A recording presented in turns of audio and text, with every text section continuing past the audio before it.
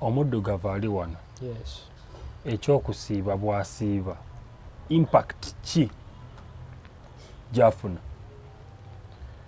bayibuli nga bwe nkunyonyodde bayibuli kuba already bakimanyi nti tteeka abamu tebakimanyi mwattu basiba willingness tusiba tetukaka simanya ddaya ate abamu tebakimanyi nti tteeka era mbawadde olunyiriri temuzemanyaga kusiiba jasi kusala mugejjo waliwo okusiiba nti osiibira Katonda nga bano kwe basiiba tufune empeera okwo kwenyinyonnyola okwo bakuyita change in diet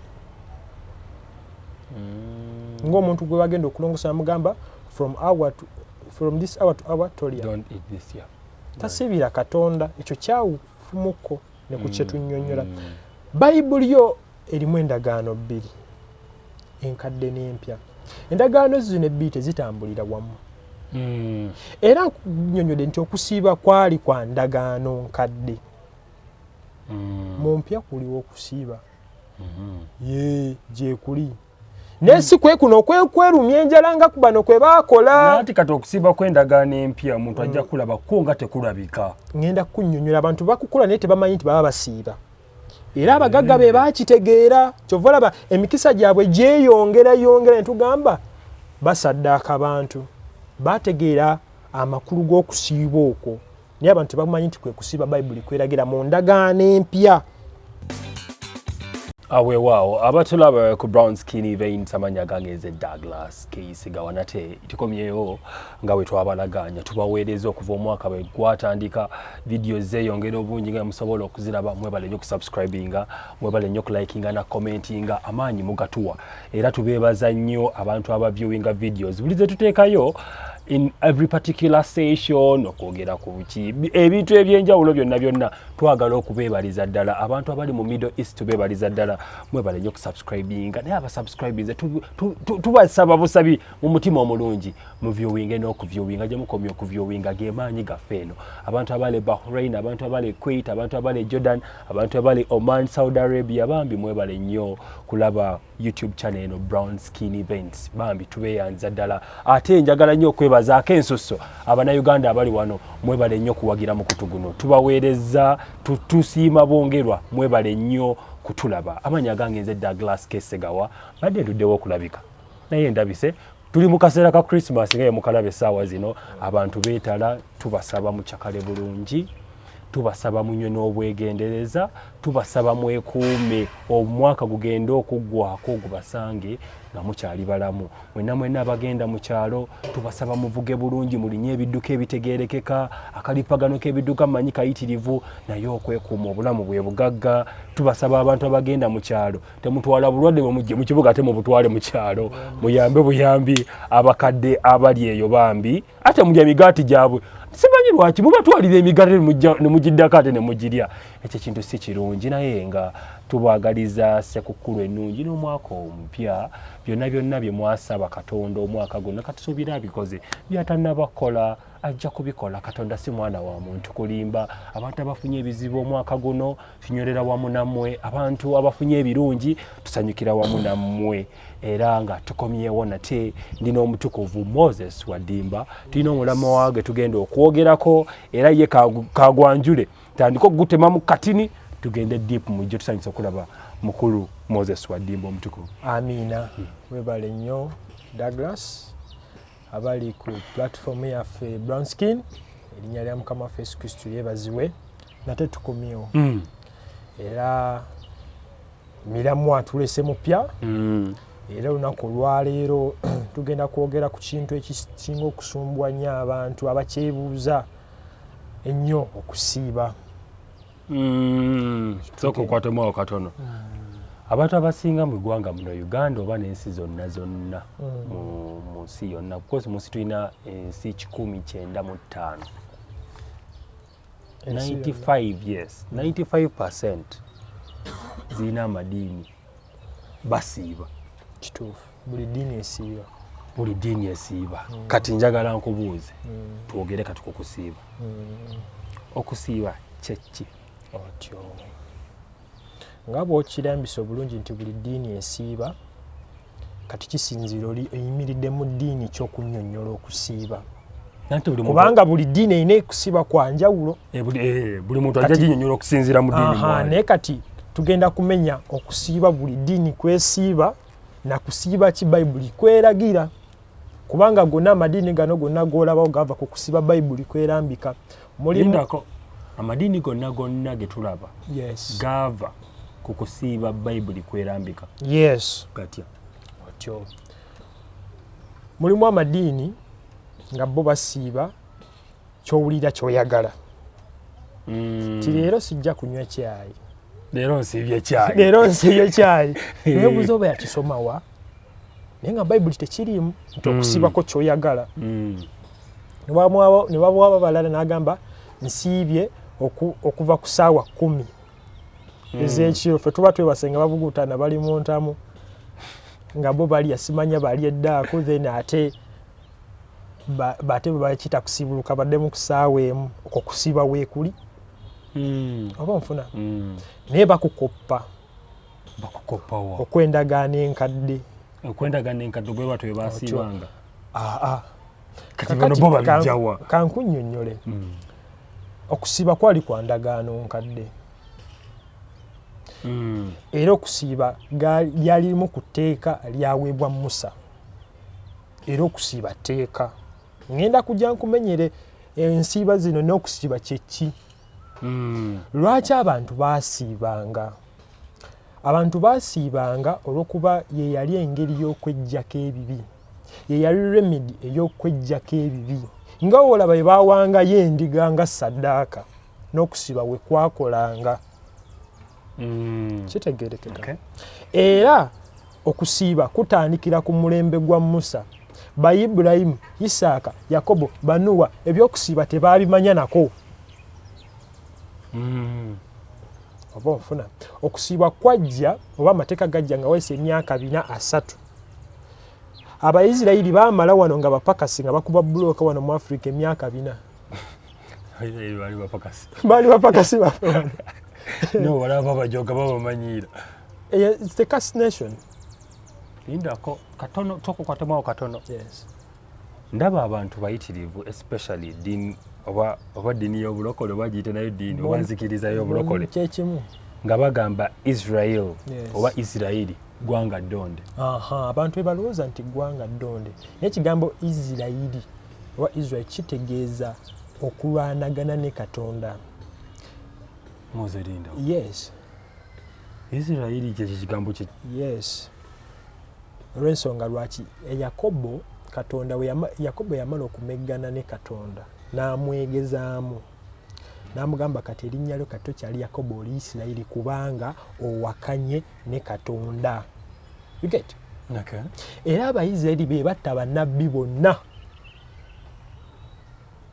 Buli nabbi gw'omanyi be baamutta. Tebaakoma ku ekyo. Isirairi be batta Yesu Kristo. Kansooke nkusomera olunyiriri olaba endagaano gye baasiiringa. Israel yamala wano emyaka 400 years wano nga baddu. Israel yakakubwa neva ku maapu y'ensi mirundi emeka? Giwerako giringa eno oba 3. Is that a chosen nation? That's what they claim to be, a chosen nation. Chosen. Katonda aba aliwo. Israel kitebe kya Setaani ekikulu. General headquarter ya Setaani. It's Israel awo. Era Israel yewazimbibwa yeekaalu gye baali bagambye ani Musa. Gye baali bamulagira okuzimba. Naye Musa n'atasobola kituukiriza, ne Solomoni n'akituukiriza. Ennyumba eyali ey'ekizikiza. Ennyumba mwe mwaliranga ebisiyaga. Lwaki Katonda alagira nga tugenda kudda ku kiro okulaga endagaano gye baasinga? Lwaki Katonda alagira Musa bazimbe ennyumba naye kyatuukirizibwa Solomoni? Solomoni sokya ddala mwana wa Malaya, yali mwana mwende. Oba nfuna. N'atambuza endagaano era n'agituukiriza, n'azimbira Katonda ennyumba ekizikiza. Katonda gwe tusinza tatula mu nnyumba ya kizikiza. Olw'okuba Sitaani yasindikibwa kuva mu ggulu n'ajja ku nsi nga yali yeegulumiza nga ayagala okumusinza, kati Katonda n'amuteerawo ekintu ng'olaba wobeera n'omwana wo. Omwana wo waba nga akusaba emmotoka ey'okuvuga nti Daddy I need this car, ogenda mu bondi. Sekategedde ate emmotoka bazijja waze mu bondi. Omwana wo n'akabira emmotoka yo. Daddy I need this car, Daddy I need this. Ogenda mu bondi n'ogimugulira bwetyo. Omukolera ki? Kera mukwasa kwa eno yange yeri wano. Kyokolo kimanyi ogenda n'omutoyika mu supermarket n'omugulira. N'atula omwo n'avuga nti emmotoka ositegeera. Omugulira toyika. Kati ne kino bwe kiri. Olw'okuba Sitaani yayagala okumusinza n'okumugulumiza, Katonda yamuteewo n'amuzimbira ennyumba. Ennyumba mwe baaleetanga ebitundu bye-10 era abeera omwo. Buli nnyumba gye bayita nti eno ennyumba ya Katonda, tuzimbidde Katonda ennyumba, atulamu Sitaani. Era ebyawandiika ebitukuvu byogera nti eyeegulumiza n'okweta n'okutuula neyeetula mu nnyumba ya Katonda neyeeyita Katonda, oyo ye Sitaani. Okitegeera ekintu ekyo? Tuddeko ku Israel abantu. Kati so Israel otegede nti ewaasa okuzimbibwa ennyumba, Sitaani mwakoze eki? Bano bakoppa bukoppi bano abazimba betuzimbira Katonda. Naye Baisirairi baasayininga endagaano nti ey'okutta Yesu Kristo. Temwali mu Muganda, temwali mu Nyankole, temwali mu Mukiga. Wulira ebigambo bye baayogera. Matayo 27 okutandikirawo. Naye obudde bwe bwakya, bakabona abakulu, bakabona be baani? Ba senior pastor. Bonna. Naye obudde bwe bwakya, bakabona abakulu n'abakadde b'abantu ne bateesa wamu ebya Yesu okumutta. Babiteesezaawa mu yeekaalu eri. Oba nfuna. So kati olwa 25 obozze ku 25 tusandike ku 24. Naye Piraato bwe yalabanga taasobole n'akatono era nga bayinza okukayana, bamulese maaso ga Piraato akole kyamusalira omusango. Naye Piraato n'akola ki? N'agaana. Era bwe yalabanga naye Piraato bwe yalabanga taasobole n'akatono era nga bayinza okukayana, n'addira amazzi n'anaaba mu ngalo mu maaso g'ekibiina n'agamba nti nze siriiko kabi olw'omusaayi gw'omuntu ono omutuukirivu, musango gwammwe. 25. Abantu bonna ne baddamu ne bagamba nti omusaayi gwe gubeere ku ffe ne ku baana baffe. Kyova olaba balwanagana obutata. Kyova olaba beekuba ate bagenda kwekuba beesaanyeewo. Naye balisaanawo nga tebasaanawo. Bajja kusaanawo. Olaba oli babakuba ne bavaako baakadda. Bajja kwekuba bokka bokka, endagaano bagisiiringa. Kiba kitegeeza kituufu Israeli seggwanga ddonde. Bano abalokole oba baani bakinoganyawo era bakijjawo okugamba nti Israeli ggwanga ddonde. Banti basoma Bayibuli nga basoma empapula z'amawulire. Mu Bayibuli gy'osoma gy'okwata mulimu ebintu ebyayitako nga tebikyakola kati. Oba nfuna. Katonda alina ensonga lwaki yali yeeroboza Israel. Era kakyatuka ekiseera kati ne kikoma. Oba nfuna. Kati tebikyakola. Obusajja obwo bukakanyavu. Buli nabbi yavangayo bamuttanga. Oba nfuna. So kati bafuna amateeka. Amateeka abagafuna nga wayise emyaka 4-3. Nakunyonyodde nti wano ku Africa bamalayo emyaka meka? Nga baki? Bapoota. Kati nga wayite emyaka 3 mu lugendo nga bagende ewa? Ekanani. Ne bafuna amateeka. Nga mu mateeka ago mwali okusiiba. Okusiiba okwakulanga ssaddaaka. Kwe tugenda okunnyonnyola kati bano amadiini buli muntu yajjamu ekikye. Yagwa ku ddiiru ye, oli yagamba nze nsiiba kyenjagala, omulala akyusaamu dayate n'agamba kuva ku ssaawa 10 mpaka ssaawa emu sijja kulya. Oba nfuna. Omulala n'agamba dry ya nnaku 3 tujja kulaba oba Yesu naye yasiiba bw'atyo. Yasiiba nnaku 3. Ate tugenda kukituukako tulabe oba ye yasiiba misana lwokka lwokka yasiiba emisana n'ekiro tukituukeko. Lidako. Bado basiiba misana lwokka. Bagamba tukola nga Yesu bwe yakola. Kati Yesu yasiiba nnaku 3. Yesu Kristo yasiiba emisana n'ekiro enjala yamulumira ku lwaga brother kati taddamu kwogera kugamba nti nkola nga Yesu bwe yakola oba ntambula nga Yesu bwe yakola. Yesu yagenda Magombe, lwaki togendayo? Osagede kadidako kiba kitegeeza naye asiibaana nga ye toteekeddwa yasiiba n'ekintu kino kirabanga liti yasiiba emisana n'ekiro enjala yamulumira ku lwaga ate olyajagambe ye mwana wa Katonda anti lekerawo okwoge kati yali asibiraani kituufu mwana yali asibiraani era ffe kati osiibira kati n'omulala ajja kubuuza nange ndi mwana wa Katonda kati omwana wa Katonda asiiba nange nezira Katonda soosibya abaana be gwe soosibya omwana wo muwe ekintu era osobola kusibya mwana wo kumuwa kintu. Yes, kino ekyokukyusa diet obutalya kawunga bijanjalu kikwataganirawa n'ebya Katonda okuwa otereza obulamu bwo. Era bw'osanga omuntu nga yasiibye totawana kumubuuza oba Yesu Kristo yamutegeera oba amanyi Katonda. Eyo sayini ekulaga nti tamutegeerangako.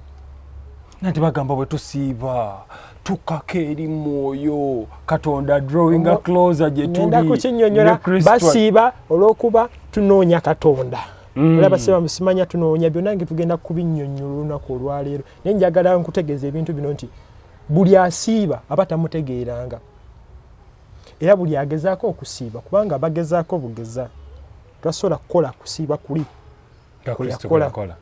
Ate kuyakolera gwe okwesibako bwesibi. Era balina ennyiriri ezibatabula.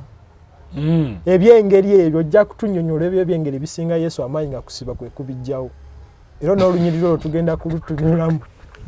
Kati esegeza ogamba olunyiriri lugamba ebyengeri ebyo tosobola kuva watali kusobola na kusiiba. Kati Yesu bimulemye okusiiba kubijjawo. Kyekigezaako kutegeeza. Baliga bagamba ebyengeri bisinga Kristo amaanyi. Katumba musinza wache musinze ebyengeri nne. Aneda bakole ki basiibye. Oba bagamba ebyengeri ebyo tebisobola kuva watali na kusiiba. Bantu bangi tebalina mirimu siiba ofuna omulimu. Abantu abangi tebazaala tebanoonya nzaalo lwaki tosiiba anti ebyengeri. N'ofuna omwana okategera kantu ako. Abantu bafa obwavu siiba ekyengeri kikutuke. Obwavu buli mugono. Yali asiiba busiibi. Ennyiri ezigenda okuba ezibatabula tugenda kuzidiscussingako wano.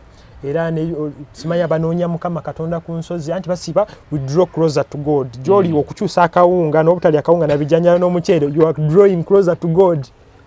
Olaba eddiini weekufera. Daga naye mazima ddala naawe atulaba. Era ogambe tojja kulya mmere. Emmere ya bulijjo kawunga bijanjalo togenda birya.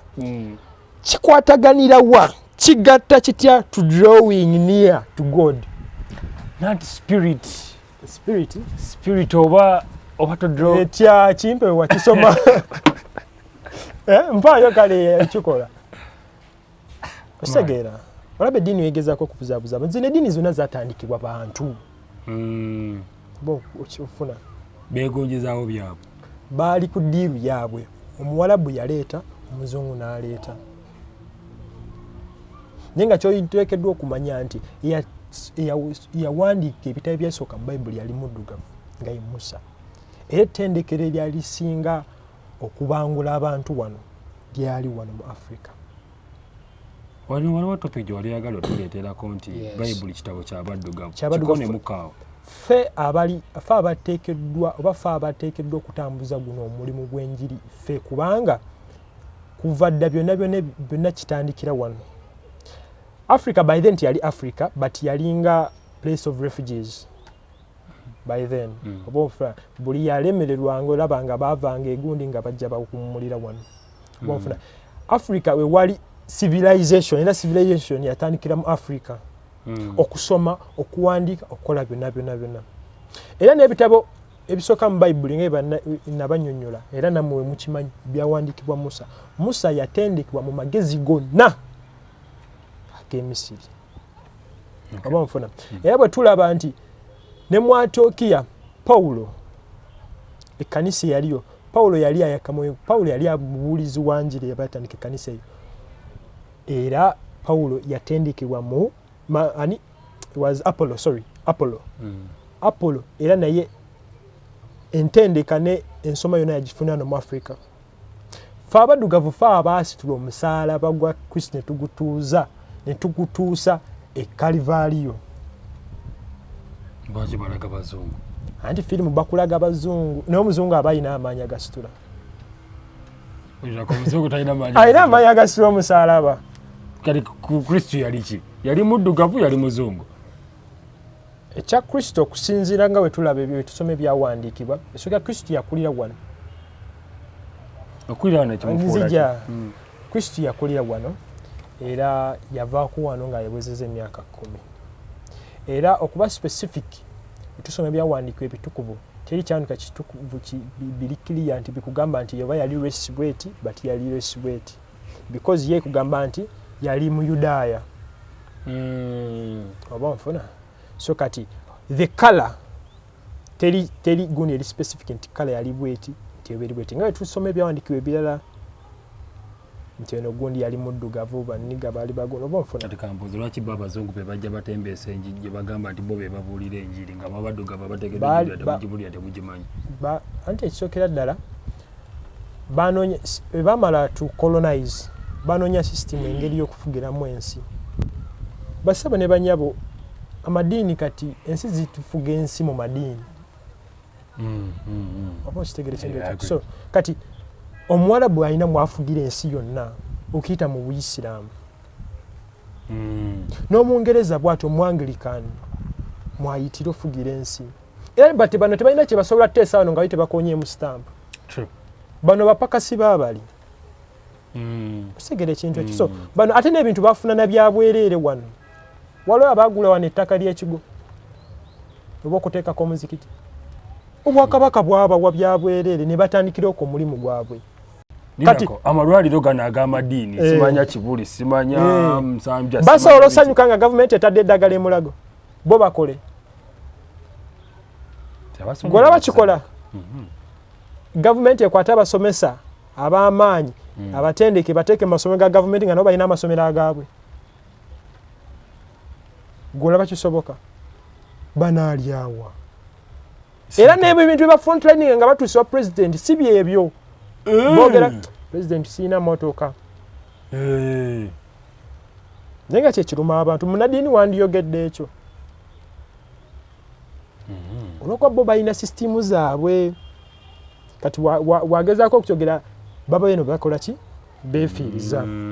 Obula nga byonna byonna twogera ku kusiba abooluganda batulaba. Okusiba lino lyaliteeka era wonooba osomye eky'Abaleevi 16 essula ya 16 olunyiriri lwa 29 tusomewoko likulaga nti no tteeka lyaliteeka lyaweebwa Abayisirayiri nga bali mu lugendo kati kambuuze egondi. Yes. Omuddugavu ali wano. Yes. Ekyokusiiba bw'asiiba impact ki gyafuna? Bayibuli nga bwe kunyonyodde Bayibuli kuba already bakimanyi nti tteeka abamu tebakimanyi mwattu basiba willingness tusiba tetukaka simanya ddaya abamu tebakimanyi nti tteeka era mbadde olunyiriri kati moze manya kusiba jasi kusala mugejjo. Waliwo okusiiba nti osiibira Katonda nga bano kwe basiiba tufune empeera okwo kwennyinnyonnyola okuba kuyita change in diet. Ng'omuntu gwe bagenda okulongosa mugamba from this hour to hour tolia. Don't eat this year. Tasiibira Katonda ekyo kyawufumuko ne ku kye tunnyonnyola. Bayibuli yo erimu endagaano 2 enkadde n'empya. Endagaano zino ebbiri tezitambulira wamu. Era nnyonnyodde nti okusiiba kwali kwa ndagaano nkadde. Mu mpya kuliwo okusiiba. Gye kuli. Nensi kwe kuno okwerumya enjala nga ku bano kwe baakola. Nati kati okusiiba kw'endagaano empya omuntu ajja kulaba ko nga tekulabika. Ngenda kunnyonnyola abantu bakukula naye tebamanyi nti baba basiiba. Era abagagga be baakitegeera kyova olaba emikisa gyabwe gyeyongera ne tugamba basaddaaka abantu baategeera amakulu g'okusiiba okwo naye abantu tebamanyi nti kwe kusiiba Bayibuli kweragira mu ndagaano empya. Okay. Nti mu kusiba kw'endagaano enkadde wali weerumyanga njala, toteekeddwa kulya kawunga, toteekeddwa kulya muceere, toteekeddwa kulya na buli kimu kyonna kyonna. Ate okusiba kwo kwaliko obudde. Tewamala gava eri n'osiiba nga kati omusumba akeera ku makya n'alangirira tulinayo dry. Mukama yandaze tugenda 12. Alaga gwe. Bayibuli egamba edda Katonda ayogera mu ngeri nnyingi okuyita mu bannabbi. Naye kati mu nnaku zino ez'oluvannyuma ayogera naffe okuyita mu mwana wa Yesu Kristo. Katonda takyayogera mu bannabbi. Ate bino bye bayogera. Baffere bonna bannabbi bwe ekyokuyiga twakifuna wano. Katonda ayogera naawe. Takyayogera nga luli yajjiranga munabbi nti nabbi wa Mukama yoyo yekka yalina obubaka. Kitegeera. Okay. Tutambula naye ababa bamukkiriza. Okusiiba kwali that time. Bonna abosomye ekyabaleevi 23 essula 23 olunyiriri 26 lujja kulambika bulungi obudde. Okusiiba kwalinanga obudde bwako. Tuyinza obutasomaayo olw'obudde. Era abantu amateeka gano gajja nga bwe nkunyonyodde nga wayise emyaka 4 meka? 3. Kati ki ekyali kikola ebyo okuggikawo ebibi? Soko okaddemu omulabi akategeere. Okusiibwa kwajja nga wayise emyaka 4 ki ekyali kikola bifa amateeka okujja? Kubanga okusiba teeka. Tunamanyira. Ekyali kikola ekyo kwali kukkiriza. Kati essaawa zino kwe kukola. Si biri. Kati amateeka tegakola. Era buli akwata mu mateeka oluli wa geyeena. Totawana kubuuza. Linda lunaku lw'olwambo. Kwata mu katono. Omulabi ajja kubeera eyo ng'akulaba. Ali mu ddiiro lyako akutereddera ku TV ye.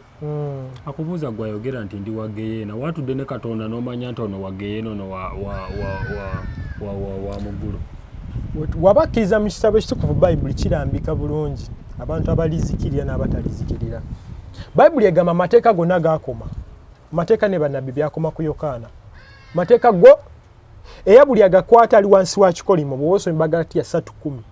Kati abakwata amateeka nga Bayibuli egambye bali wansi wa kikolimo eggulu wagendayo abakolimire. Iyo ansa mbwa ngikuwadde. Buli akwata etteeka lyonna. Waliwo kati amadiini wano gasosola mu kofe tukwata 10 gali gaagwawo. Buli tteeka lyonna kubanga amateeka gonna gaweebwa Musa era amateeka gonna Katonda yali yagawa Musa. Oba 10 oba mwemusosolamu ate simanya ffe tukwata sabbiiti ate simanya ffe tukwatagana amateeka 10 amateeka gonna obutalekawo n'erimu gonna gaakoma ku Yokaana ne bannabbi baako.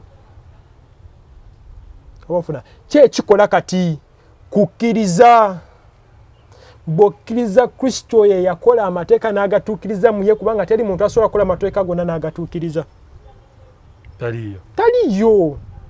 Amateeka gonna perfection ya Katonda. Ovucho omwana w'omuntu tasobola kikola. Teri asobola kukola amateeka gonna n'agatuukiriza. N'osiiba. No saddaaka endiga. N'okwata sabbiiti. Kale bagamba okwata sabbiiti. Bagamba etteeka ligamba ojjukiranga okutukuza olunaku lwa sabbiiti owummulirengako emirimu gyo gyonna nga Mukama Katonda bwe yakola ki? Kati Katonda bwe yawummula yaddamu n'akola. Kati gwe lwaki okola?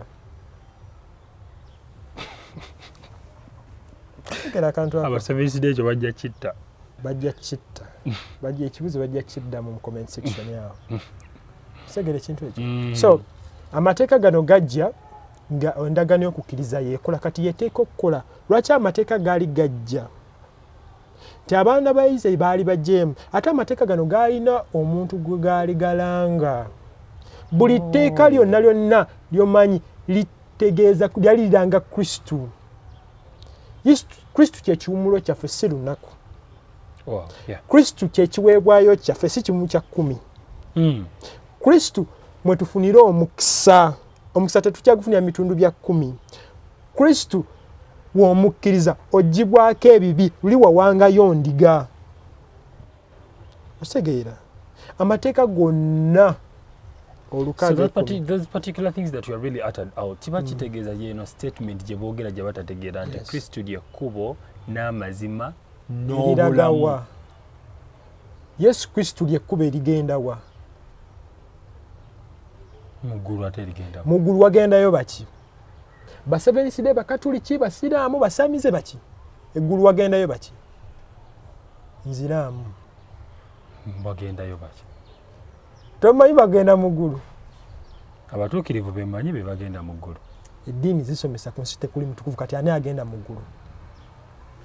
Mu Bayibuli mulimu ennyiriri zisoba mu 9. Mu Bayibuli 9 zitugamba tuteeka kuba batukuvu. Tulina kuba batukuvu, ne mulimu olunyiriri oluli mu Baluumi 3 olugamba ku nsi tekuli mutukuvu. Olwo ddiini zonna kwe zeesibira. Ne balekawo zino zonna ne basiba ku luli. Kubanga ffenna twayonoona ne tutatuuka ezo. Mukimanyi abantu sitaani abatambuliramu. Era oba onoonya sitaani genda mu bantu bennyini.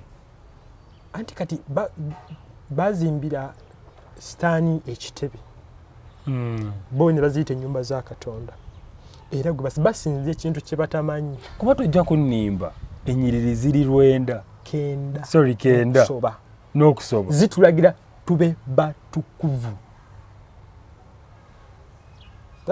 Naye omuntu ne yeesiba ku lumu luno olw'Abaluumi 3 nga n'okulutegeera talutegeera na bulungi. Nalutegeera. Kituufu ebi twabikolanga naye era luddamu ne lukunyonyola wennyini twanaazibwa ne tutukuzibwa. Ekibi kyeki kibuuzo nno, anti bagamba tulina ebibi.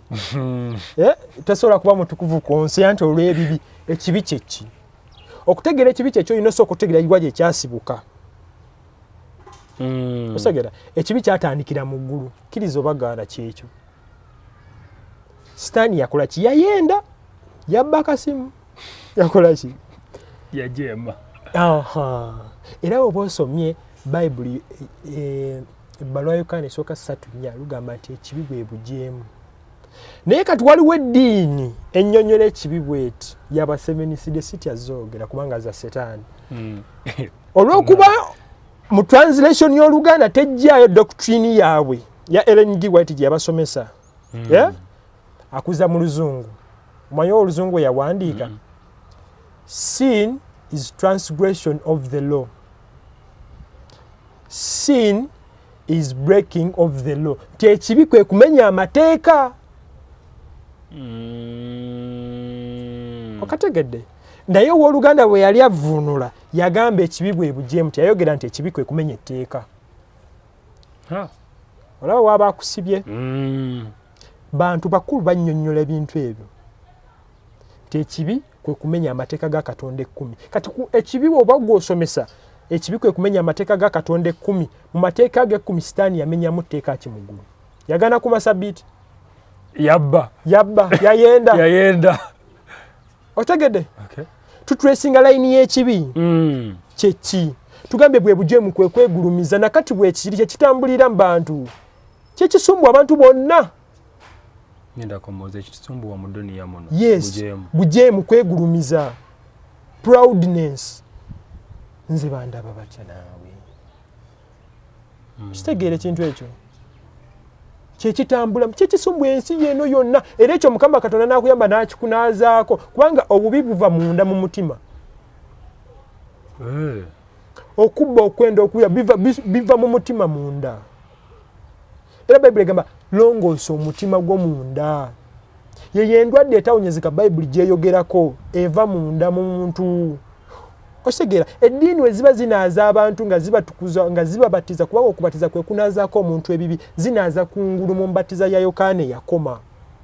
Senga abantu bano babanaazizza ku bali bali tebakola bibi. Yes. Kubanga okubatiza kitegeeza omuntu omujjeko ebibi kwe kujjako ebibi. Naye abantu bakyayina ebibi kitegeeza okubatiza kubabatiza kufu. Okubatiza okutuufu wenda kutukuza mutima Kristo atule mu mutima gwo kubanga obubi bwe busibuka. Obubi bwonna bw'omanyi bwe busibuka. Obubi, obukwenda, simanya byonna bye mumanyi obusibuka. Naye mbadde nkunyonnyola ekibi kyeki nti translation ono lwalaba nga tejjaayo makulu ge gayagala kusimba doctrine ye akuuma amateeka 10 ajja kugamba ekibi kwe kumenya etteeka ajjayo ya luzungu kati ey'oluganda akugyemu. Naye Yokaana yali ategeeza amateeka 10. Mu Bayibuli mulimu amateeka ga mirundi 2. Amateeka ge badde sinabategeera soko gajja. Mbadde nkunyonnyola nti amateeka ga Musa gano agaaweebwa Abayisirayiri. Tuddamu ekibuuzo kiri ekyoyo omusevensidde ti amateeka gaweebwa Musa nga wayise emyaka 4 3. Amateeka gaweebwa ani? Musa. Luka gemmeka? 10. Ne tuba n'etteeka. Linda kwa amateeka gali Luka ga 10. Yes. Okay. 610 laws. Kati bakwata ne ba scrapping off the 600 ne basigaza 10 ne bagamba 10 yali akatonda kati ani yali agawadde ani? Ani yali agamuwadde Musa? Nati doctrine ezinga ziraga tubalaba 10 zokka. Anti kati bagezako baagala okunnyonnyola Bayibuli nga bataddewo obutabotabo bwabwe. Bayibuli ennyonnyola nayo kayokka. Bayina obutabo bwe bakookera ku Bayibuli. Kati Omukatuliki alina akatabo bakayita katikisimu. Katikisimu ekugamba nti ebibi byaffe bwe biba bingi nnyo balina n'oluyimba ebibi byaffe nga bingi tugende eri Mariya. Mariya talina kibi kyasobola kukolako bwe kiti ekyenkana ekiku. Wanje? Mariya talina kibi kyasobola longoosa ku muntu ekyenkana ensekere. Nati yebagamba talina kibi. Bayibuli ekulagirako nti Mariya woba olina ebibi lugende wa Mariya. Eragira ani? Kristo. Olabe bagezaako okunnyonnyola Bayibuli ne bawaba. Bayibuli kitabo kyennyonnyola kyokka na kyokka. Okay. Okitegeera. So kati ne bano abantu baali bagezaako okunnyonnyola ki? Bayibuli ku kyamateeka nti nkunnyonnyodde kyamateeka gaweebwa Musa. Luka 10. Waliwo ne tulina etteeka mu Kristo Yesu. Nga ly'okumukiriza. Buli amukkiriza oli mujeemu. Kino Yokaana kye yali ategeeza. Kyokoddemu waliwo etteeka mu Kristo. Yes. Ngeri eririwa ly'okumukiriza kati buli atamukkiriza oba ojeemye oba omenya etteeka eryo. Okategedde. Wano ow'Oluzungu kye yali agezaako okutegeeza. Yokaana si muntu musiru kugamba nti ekibi kwe kumenya amateeka 10. Ddala kyekiba ekibi. Segeza mu mateeka gano 10 Katonda yaba yasooka n'okulimenya. Kubanga Katonda atulagira okusinza omwana we Yesu Kristo. Bebulani 1:6. N'etteeka erisooka ligamba osinzanga Katonda atya? Segeza Katonda yasooka okumenya amateeka ge 10. Obajjukira lye lisooka. Etteeka erisooka ligamba osinzanga Katonda omweru omwagaliranga ddala. Ate bw'ogamba tesinza ne Kristo owedde etteeka amanyi. Oba olimesegeza Katonda bw'ogamba nti ekibi kwe kumenya amateeka 10 kitegeeza Katonda yasooka okumenya amateeka ago. Yeye bw'ogamba nti amateeka 10 ekibi kwe kumenya amateeka 10 mulimu etteeka ly'okutukuzanga olunaku lwa Ssabbiiti n'okulukuumanga. Muggulu buziba. Tulina otukoze olunaku lwa Ssabbiiti. Anti ogamba ekibi kwe kumenya amateeka 10. Muggulu buziba. Tebuziba. Kati n'etteeka liba likola? Liba terikyakola. Kubanga lino kutukiza etteeka lino obudde bulina okukya ne buziba. Kotegera akantu ako. Kati etteeka lino siri yali agezaako okutegeeza ekyo nkiyisiza olw'Abaganda baffe manyi kwe bali wano ye bajja kuba bakasalamu. Oba okitegeera nga discussion eyo is a bit big but njagadde okukakola okayisa abantu bategeere nti ekisumbuwa abantu kyekibi era omuntu asobola okukinaazibwako n'atukuzibwa. Kubanga edda baawangayo saddaaka abantu basiba lwakube balina ebibi. Bibali bubi. Moze n'obwavu nakyo kibi. N'obusiru kibi. Sooka olindeko. Bayibuli ekyo. Omuntu nga musiru. Yes. Aba alina ekibi. Ky'obusiru. Bayibuli bwegamba. Omuntu oyo avaako otya ekibi ky'obusiru. Kuba tukkiriziganye. Yes. Abannayuganda 95% basiru. Yes. Bwe kiri bangi nnyo si 99 ne mu nsi. Ate bwe baba abangi ne basafeesinga the 5% abategeera. Ffe abatukuvu Kristo ye magezi gaffe era bw'okkiriza Yesu Kristo oba ofunye amagezi oba obunaazibwako ekibi ky'obusiru kuba bw'oyogera bw'otyo I start to believe olaba omuntu nga bwe yakkiriza Kristo entegeera ye ebanjawufu ku y'abalala. Akkiriza Kristo aliwa awo nawo waliwo akalipo. Si buli nti agamba nti Yesu nti aba ategeeza by'ayogera. Kati abakkiriza Kristo aliwa? Omuntu akkiriza Yesu Kristo n'abatizibwa mu mubatizo abatume ba Mukama Yesu Kristo abaasooka the first disciples, embatiza ekkanisa zonna ze zaabatizaamu totuleeta wano omulawe wo kubanga niyamubatiza tiyalimu one of the 12 disciples. Embatiza esobola okugjako ekibi. Waliwo omwana omu eyambuza era ngamba Douglas bw'onoofuna Moses one day njagala omumbuulize kyayogerako nange ntandise okukikkiriza abatume baba babatiriza wange tetulaba bwe baba babatiriza mu mazzi. Where are we getting this notion that balina tubatiriza mu mazzi? Anti bagamba tubatizibwanga Yesu Kristo yabatizibwanga. Naye bw'oba osoma ebyandiiko ebitukuvu osoma Matayo 3:5 ekulaga nti ki ekyatwalanga abantu ku River Jordan kwatula bibi byabwe. Abantu bagendanga ku River Jordan kwatulanga bibi. Ofuna ekyatwala Kristo Yesu kujjawo bibi byansi. Buli bwe yagendanga yajjangawo bibi. Kalube ne mu ddungu gye yagendanga okusiiba.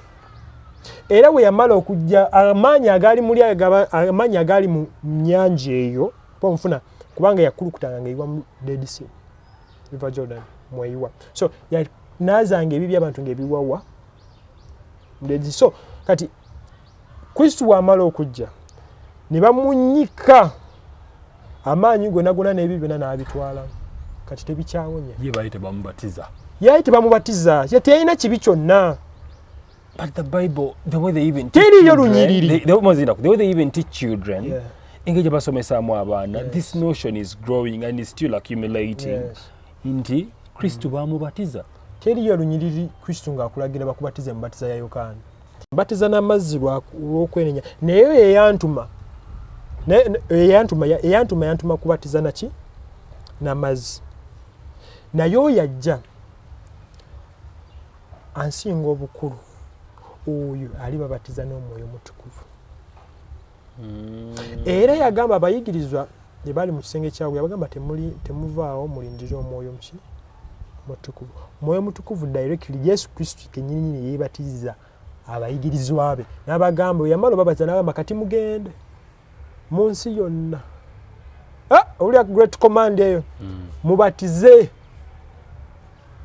abantu nga mubayingiza si mu mazzi nga mubayingiza mu linnya obafuna lya Kitaffe n'Omwana Omwoyo Mutukuvu. Kitaffe n'Omwana Omwoyo Mutukuvu ali mu mazzi bwe bakunyikamu abala balina bubakuli abala bakutwala ku biiki abala bakutwala mu birombe abalombe gye bapama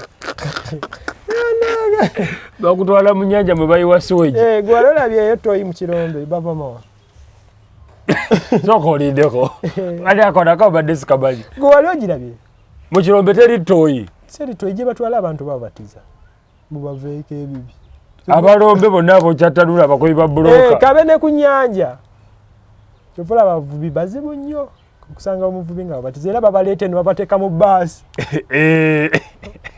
Asaba batwala ku biiki. Soka olindeko kiba kizibu nnyo okusanga omuvubi nga bamubatiza olwedde abamanyi kyakola. Abamanyi bagambagana amazzi mwe tusiba tupama tinga naye bakunyika omwo.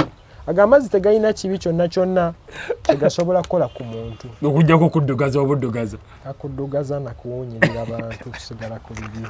So basiiba nga bagamba tunoonya Mukama. Balina enjogera eno tunoonye Mukama balina n'oluyimba okulabika agenda bula agenda kumbulira balina n'olunyimba tumunoonye Mukama nga Musa we yamunoonya ku lusozi Sinaayi. Ndera ku lusozi Sinaayi Katonda tetucha osonoonya Katonda n'omulaba ye wali yali amulabye. Ate bana bagamba nalaba Katonda. Omanyi kye bategeeza okulaba Katonda ekitegeeza by'okweyagagga wali afuna omukazi kunoonya Katonda. Sogolideko. Omuntu wayogera ati yalaba Mukama. Abakyategeeza gwe tonakitegeera. Nanoonya Katonda ne mulaba anviiriddeyo Mukama namunoonya. Kyabategeeza abatategeeza nti yanoonya Katonda oyo ayinza byonna. Kyategeeza mu kunoonya Mukama yafuna ebikwatibwako. Segera nafuna omulimu na graduatinze nakubye eddiiru era owulira ng'asinza noonyeza Mukama simanya tulabye Mukama ng'akola ndabye Mukama ng'akola omugamba ng'akola ki kyogamba byasobola okukatasobola kujjako bibi bw'oba ng'ogamba olabye Mukama ng'akola naye ng'ekyebibi bikyakulemeddeko tannakola oyo setaani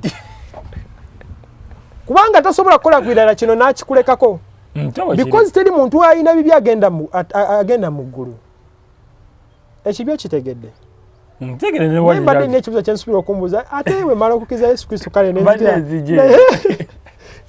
nensigala nga nziba mulimu ennyiriri enkalubo nga wolusoma abantu tebasobola butegeera nga ne balusoma tebasobola kutegeera buzito bwalwo omuntu ng'omaze okukkiriza Yesu Kristo n'otukuzibwa mu mbatiza n'abatume bonna gye babatizibwamu embatiza abatukuvu gye tubatizibwamu ekibi ekisikiro kikuvaako then kati ojja kumbuza ebibuuzo ate bwandi wenzikiriza Kristo n'enziba bakiteekamu n'ekirimi wenzikiriza Kristo n'ennyenda ofuna ekisookera ddala bw'oba ng'okyali muto mu kukkiriza oba ofuna nga bayibuli eyogera mu bbaluwa ya Yokaana 3 ekuwawo remedy nti tulina omuwolereza waffe Yesu Kristo baana bange abato kakanamu katono tusomewo tugenda kusomawo katono nga bw'onoolaba omwana bw'aba akyali muto ne bw'anaayonoona mu ddiiro tebajja kuba ali bebi bajja kusangulawo naye bw'anaakula n'aweza emyaka 35 asobola okuganyawaawo genda maaso so kati era n'osanga ne senior pastor amaze emyaka ey'obulokole abuulira enjiri y'obulokole ng'asoma olunyiriri luno abaana bange bato mbawandiikidde ebigambo bino nti tulina omuwoleza waffe Yesu Kristo ng'oba mwana muto gwe kitegeeza kati okuze ate abali mu Kristo Yesu abakuuma wanje kankusomole tokoddemu statement abali mu Kristo Yesu Katonda abakuuma bayibuli egamba bweti mu bbaluwa ya Yokaana esooka 5:17 buli ekitali kya butuukirivu kibi wanje buli ekitali kya butuukirivu kibi era waliwo ekibi ekitali kyakufa ekibi ekitali kyakufa kyekiriwa kino wabbya akasimu nga wamaze okutukuzibwa okitegeera n'akunyumya n'agamba nti tumanyi nga buli muntu yenna eyazaalibwa Katonda takola kibi olunyiriri olwo luzibu senior pastor tasobola luyimiriramu n'alunnyonnyola wanje baluwakanya soko luddemu tumanyi nga buli muntu yenna yazaalibwa Katonda kitegeeza buli akola ebibi aba tazaalibwanga Katonda bayibuli yayogera ku kibi ekiriwa kiri kyenakunyonyodde ekyasookera mu ggulu eky'obujeemu ekya proudness eyo that someone will come and tell you in this world no one is perfect ngenda kunyonyola gyali wetuli oli naye wano tumanyi nzija tukatumalayo lunyiriri tumanyi nga buli muntu yenna yazaalibwa Katonda takola kibi naye yazaalibwa Katonda amukuuma omubi n'atamukomako tuwawa badde na program omubi ye n'atuntumuka na bibiiri kyobalira katono kyobalaba Uganda wano ekibi kyegiriisa Katonda takomako kubanga mubi yabaliko naye yazaalibwa Katonda akukuma nti oba badde olina puroguramu y'okubba akasimu ako akuwugula piki tekkuba appointment gy'obadde olina neefa ekyo kye bayitegeeze okukuuma akukuuma n'otakola kibi okategedde akantu ako. That's why you people you call yourselves righteous. Yes. Because atukuuma because twaweebwa omwoyo mutukuvu tetukyamukoowula kyetugenda okulaba mu nnyimba ezimu wano tugenda kasegimenti ako tugenda kakula ennyimba zibayimba ze batategeera bakoowula omwoyo mutukuvu jangu sebo tukwetaaga naye nga buli abatizibwa ateekwa okuba nga aweebwa omwoyo mutukuvu. Embatiza yokana tekusobola kuwa mwoyo mutukuvu. Mwoyo mutukuvu oyo akuluŋŋamya atuula mu ggwe kyogenda okukola kifu